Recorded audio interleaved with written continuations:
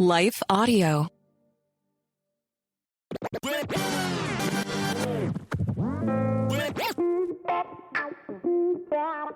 Hey, Bill Sinyard here. What difference could reading good books possibly have in your life and life of your family, your children, particularly teens and tweens? Well, you'd be surprised. The answer is a lot. Welcome to God's Love for the Unlovable and Gospel Rants series, a new format, Vagabond Diaries. We want this to be fun, informative, life-changing, relevant. We want it to stimulate lots of dialogue within the body of Christ. We want to help parents, single parents, and other parents, and caregivers, and children's workers. We want to help all of those folks. Listen, it's a rant, so we're going to be doing some things interesting, and we might be taking some a different lens to see biblical scripture correctly, differently.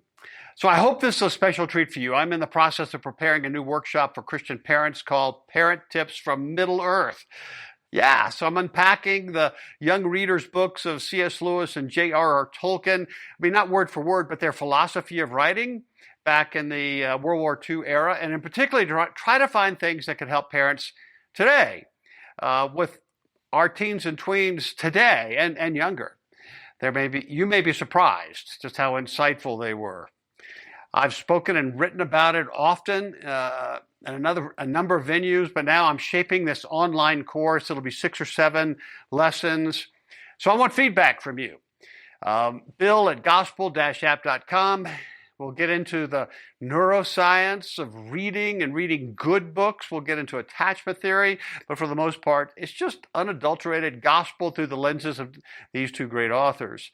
See, I am convinced if they were here today in your living room, particularly you who are parents today, and by the way, if you're not parents, get this to parents quickly, Christian parents. If they were here today, they would be pleading with you to get your kids to read more good books. But what are good books? Well, I'm going to tell you. So for the next 3 gospel rants, we will look at the first 3 of the 7 lessons that I've written, parent tips from Middle-earth. This rant is all about shaping a teenage gospel.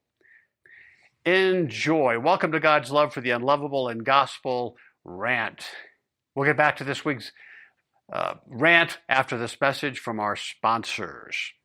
For some of us, personal finances aren't just personal. They include loved ones, neighbors, the communities we call home, and the causes we hold in our hearts. At Thrivent, planning your finances is bigger than just money. We help you put your plans into motion and faith into action so you can do more for the ones in your heart. Because sometimes all you need to make a difference is someone to help you make it happen. Thrivent, where money means more. Connect with us at Thrivent.com.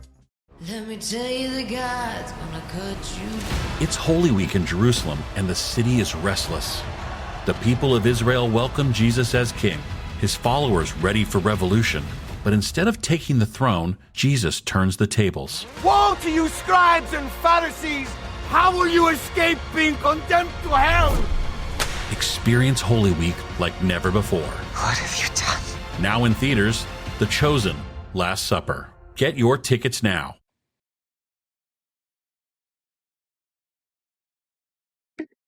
So welcome to Parent Tips from Middle-earth. This is different than a lot of parenting programs you've been to. Here's a quote from Tolkien. The realm of fairy story is wide and deep and high and filled with many things. All manners of beasts and birds are found there. Shoreless seas and stars uncounted. Beauty that is an enchantment and an ever-present peril, both joy and sorrow as sharp as swords. But to the point, here's George Johnson, a secular author. Whenever you read a book, the experience causes physical changes in your brain. Yeah? Well, this first talk is going to be casting a teenage gospel. How can we reach our teenagers better with the love of God for the unlovable? Jerry Seinfeld said having a teenager is like having a blender without a lid. But today it's a blender without a lid with a smartphone. Recent data from the American Academy of Child and Adolescent Psychiatry notes that teens are spending up to 9 hours a day on social media and only 5 minutes reading. We're going to push against that a lot. So parents of adolescents, friends, and youth ministers, I'm writing Christian Young Readers Quest books now. That's a narrow subcategory under the larger, just blossoming fantasy category of books. You know, in the past, I've written on very serious adult topics such as exegesis, evangelism, attachment theory, parenting, addiction, theology, mental health. Thousands of hurting Christians have gone through my online 3-hour journey, The Forgiving Path. I've written over a dozen Bible studies, made scholarly presentations to Society of Biblical Literature, and have produced Right Now media programs. But now I'm an author of an award-winning Quest book series for 9 to 16-year-olds. Go figure. Why am I doing it? To change the world. Of course, one teen at a time. I think excellent Christian quest tales, and I'll define all that, are wildly positive for the developing brains of 9 to 16-year-olds and are a, unfortunately, unused, very effective way to help them learn about the love of God for the unlovable. And as an added bonus, it should make them less anxious, more secure, and more hopeful, and even more respectful to those in authority. Yeah? You know, if you're a Christian parent of an adolescent, don't just wave your hands dismissively at this. Your child is being bombarded by a myriad of anxiety creators, other stories that no other generation has had to deal with in our lifetime. They need something more than a weekly youth group where they have classes on the Bible. That's good. But remember, Jesus taught by telling stories. And I think that would be a good guide for us. But he told kingdom-oriented ones, not just stories for story's sake. Your teen's brain is being filled with a bunch of competing stories, some actually destructive to their well-being and identity. Per the CDC, a shocking 42% of adolescents are experiencing sadness and hopelessness, and that's up 50% from 2011. It's a mental health crisis out there for our most vulnerable demographic, adolescents. 46% of adolescents ages 13 to 17 said social media makes them feel worse about their body image. So I think it's time to shift our strategy for evangelizing and discipling and teaching our adolescents.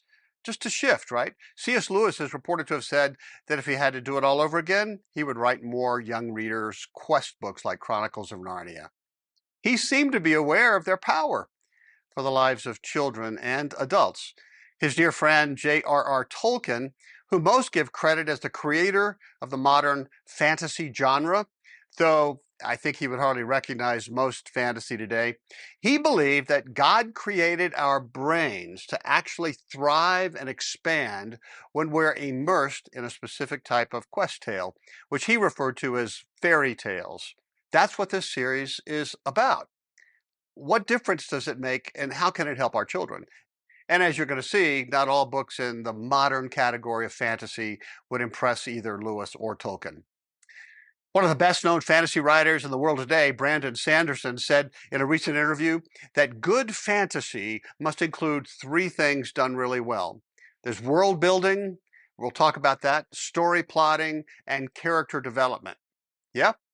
Now, I'm sure Tolkien and Lewis would agree, but they would also add to that list that good fantasies, the ones we're talking about, reflect the nature of God and the gospel. And that's a priority in good Tolkien-esque and Lewis-esque fantasies.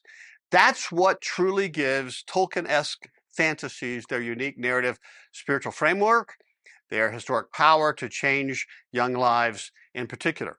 I totally agree with that. Such stories resonate with the adolescent brain because God made them. And we know now from neuroscience that it resonates more than we thought.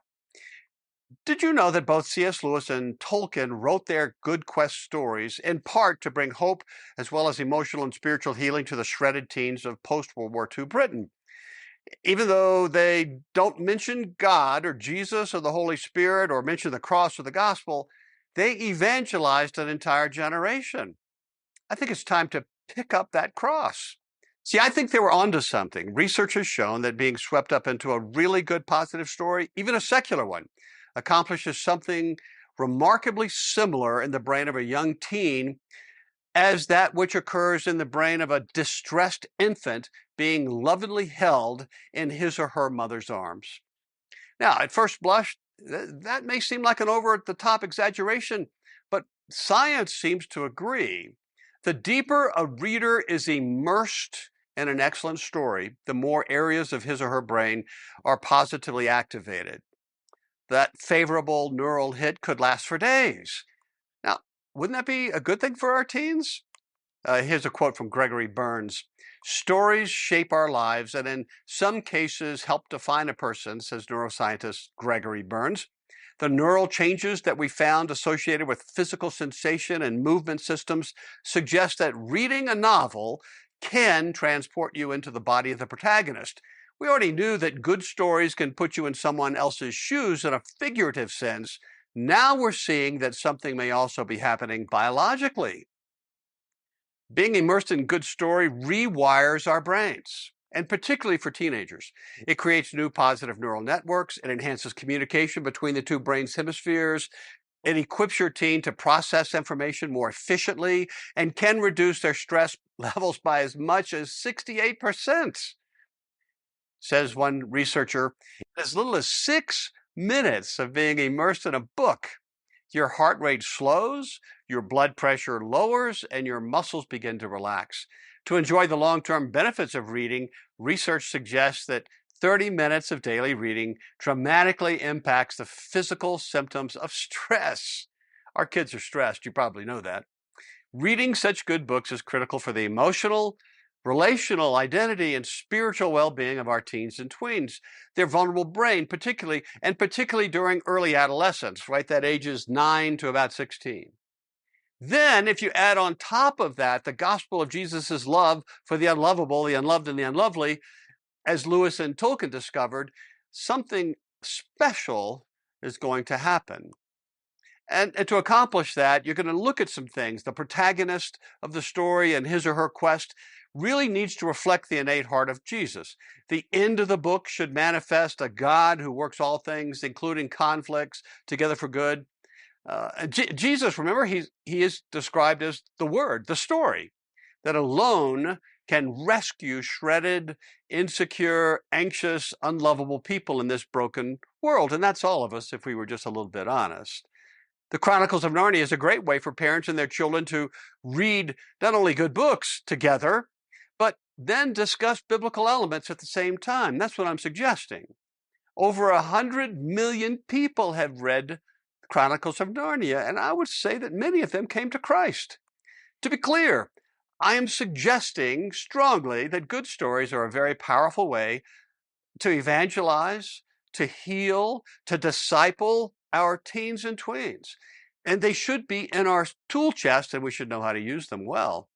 And you're going to notice dramatic changes very quickly, I suspect. Now, I'm not saying that any story, and particularly any generic modern fantasy, is going to accomplish those goals. Tolkien got it. He understood that not all fantasy books are the same. While some offer positive benefits, other might actually increase anxiety in the reader. We'll be talking about that. I'm going to unpack that, but if, as is the case in many so-called fantasy books today, if the book portrays no clarity between good and evil, if the protagonist is a morally ambiguous character, or if the story does not end with good conquering evil, the reader's not going to experience the powerful emotional benefit. And the gospel is going to be confused, right? It's going to only increase the reader's experience of anxiety and insecurities. Doesn't that make sense? Tolkien's fairy tales, which I refer to as quest tales, integrate the echo of the gospel into their story plotting and character development and world building. Such stories, per Tolkien, are the most powerful, life-enhancing form of storytelling due to their unsurpassed ability to reawaken a sense of wonder at the simple or ordinary things around us, and for their ability to empower anxious and insecure readers to escape from the ugliness of the troubling and foreboding world around them. Such good stories are special and powerful. According to Tolkien, creators of good tales that we've been talking about, they're exercising, listen, their high God-given gift of subcreation. The telling and reading of such excellent stories cause us to experience our existential purposes. We're created by God to be people of good stories, hearing, creating, and telling. Here's a quote from Tolkien. Quote, It is the mark of a good fairy story of the higher or more complete kind that however wild its events, however fantastic or terrible the adventure, it can give to child or man that hears it when the turn comes, a catch of the breath, a beat and lifting of the heart, near to, or indeed accompanied by, tears, as keen as that given by any form of literary art, and having a peculiar quality. Fantasy, in this sense, is, I think, not a lower but a higher form of art. Indeed, the most nearly pure form, and so, when achieved, the most potent. Close quote. I believe that if Tolkien were here and sitting with a bunch of young parents of teens, Christian parents, he would be pleading with them to get their children to read more good books, more good gospel-immersed quest tales, fantasy tales, fairy tales, and lots of them, and fast. So, look, in summary, God designed us and our brains to respond positively or negatively to story. They can cause us to feel more hopeful, less anxious, more secure, even when the world around us is blowing up. And for our vulnerable adolescents, right, 9 to 16, this is amazing news. The question remains, what is a good quest story? And just for fun, I'm closing this talk with an excerpt from my Tale of the Unlikely Prince. You can see and you can hear the shadows of a gospel presentation of Jesus in it. Yeah? A little backdrop. Young, insecure adolescent Prince Yeled, teenager, is sent on a quest. No, a great quest. No, the greatest quest in the history of quest, to try to prove his worth and value to the king, and, by the way, his mirror. He will need to learn that not all quests are alike, and this king is definitely not what he appears.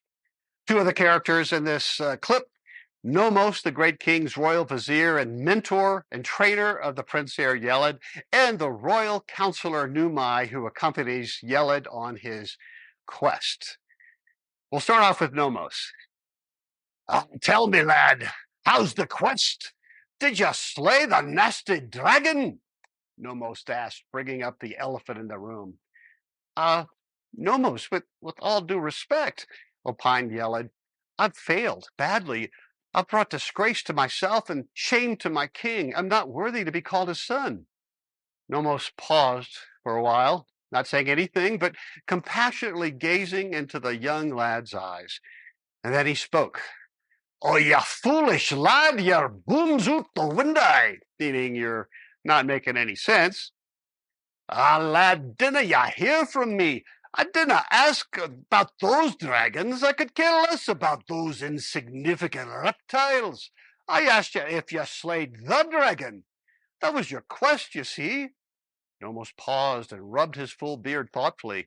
What he said next was very unexpected. Boy, you didn't hear the question right again. Will you tell me about your dragon? Those other beasties come and go. I'm talking about the real dragon. The royal steward saw this as her cue and invited the confused Yeled to sit down on a nearby log. My prince, the steward gently added, you are, whether you know it or not, even though you never asked for it, you are a child of your father and mother. Inside your head is a hungry dragon voraciously consuming almost every compliment, every statement of love, and every so-beed honor. The beast quickly extinguishes any feelings of you being enough. Your dragon has been there for as long as you can remember and beyond, preventing you from feeling like the son any father would be proud of. So the rest of your brain just kept working on feeding your beast. It's not all your fault, and so your quest was ultimately designed for you to face that dragon, your dragon. I don't understand, exclaimed Yeled. How can I slay a dragon I can't see? How can I slay a dragon that's in me, that is me? You can't, said Nomos, interrupting as he placed one of his stubby fingers along the side of his nose to suggest at last the great secret was out. Nomos took out his long pipe. He had long given up smoking. It's bad for your health, you know, but it calmed him to put the unlit pipe in his mouth. Then Nomos continued his thought. That's the whole point, the irony of it all. You can't. You did all you could do, and it wasn't enough to even prick that dragon in you. Now You have two paths left. You can keep feeding your inner dragon for the rest of your life, and good luck with that. You'll never feel good enough. You'll never feel your father is proud of you enough. Or you can finally admit you can't do it and run helplessly into the arms of your king. There's real healing power there and there alone. Do what your parents couldn't do. The choice is yours, lad. Irony again. You left the presence of the king to find putrid substitute for the presence of the king. But the further you went away, the worse you felt. Simply put, the king knew you would fail, humanly speaking. It was the goal of the quest, or at least the first level of the quest.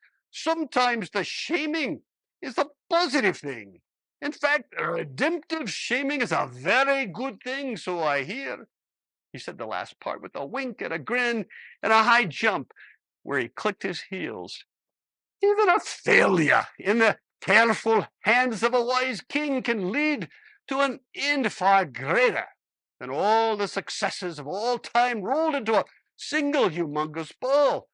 If in your failure ye would come to see that ye are in greater need than ye have ever before imagined, it's all good. All you ever needed was need, and you didn't have that until now. And if the failure brings you into his arms, what say ya? Nomos gave Yellen a toothy grin. He had practiced that line, and his delivery was flawless.